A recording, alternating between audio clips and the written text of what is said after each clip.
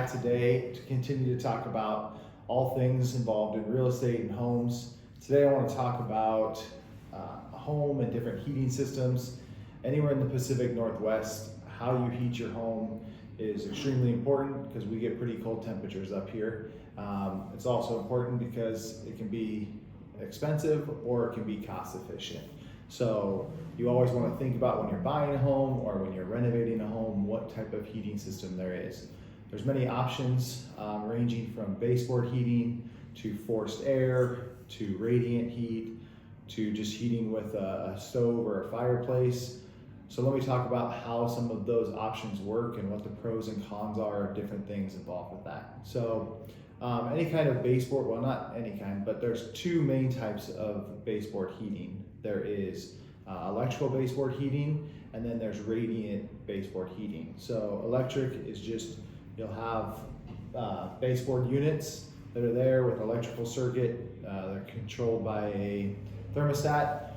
The electrical ones are not extremely efficient. It takes a good amount of electricity to heat a room. Typically in homes, you'll see every room have kind of their own thermostat control, which is nice because if you're not in certain rooms of the house, then you would not turn the heat on in those rooms and you can save a little bit on cost.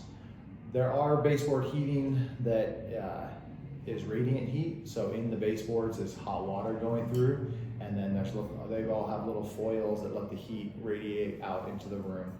That is a much more efficient way. It's not as costly. Typically there's not as much individual control on a room because they're an older system. The really old systems will have the bigger radiators. You'll see them, they look quite fancy, and there'll be one in each room, some of them bigger, they're usually pretty tall. I'd say at least 2 feet tall, all the way up to like 3.5 feet tall. Radiant heat gives off a very nice, warm, cozy warmth, and heating the water with like a boiler or something is not exorbitantly expensive. So it's a nice, efficient option. It's just not very space conducive because you'll either have baseboard units or you'll have larger radiators in each room. Modern day, when they do the radiant heat, they'll take PEX tubing and they'll put it in the floor, sometimes in the ceiling, and if you have like 2 stories, in the basement it'll be in the ceiling, so it radiates up and down. Not necessarily as efficient as like putting it in the concrete. That heat will heat up a room very evenly, which is very nice. You don't have like a draft of like warm air and a draft of cold air. The entire room kind of heats up because the floor itself is warm and it's radiating out like an even amount of warm air. That's like one of, I would say, my favorite ways to heat a house. Other options are your standard gas forced air. So you'll have a furnace and in there will be several burners. They'll heat up the heat exchange. The air conditioning unit will take air, blow it across that heat exchange, and then they'll go out through air ducts and bring warm air to different parts of the house. Air ducting typically, I would say works very well. There can be issues with getting like balanced heat. My house was built in 1978 and I have to do some manipulation to get heat into the specific rooms that I wanted in more. Same with the cooling, can be that way. So it can tend to be not as even, but it's usually pretty efficient. Another option that's very similar to gas forced air is a system that we call a heat pump. And so without getting too technical, basically your air conditioning system, the way the coolant runs out to the condenser, that coolant keeps getting colder and colder as it goes through and then it comes back in. Well, a heat pump can run that system in reverse so that it goes through your coil system and it comes back and it's getting hotter and hotter as it comes back. It's a very efficient, like as far as energy efficiency, heat pumps are extremely energy efficient. As the temperature gets very cold, like if you get into the 10s and the negatives, you're gonna have a hard time. That heat pump's gonna have it's not gonna be able to quite keep up with the heat, so you're gonna have to do something to supplement.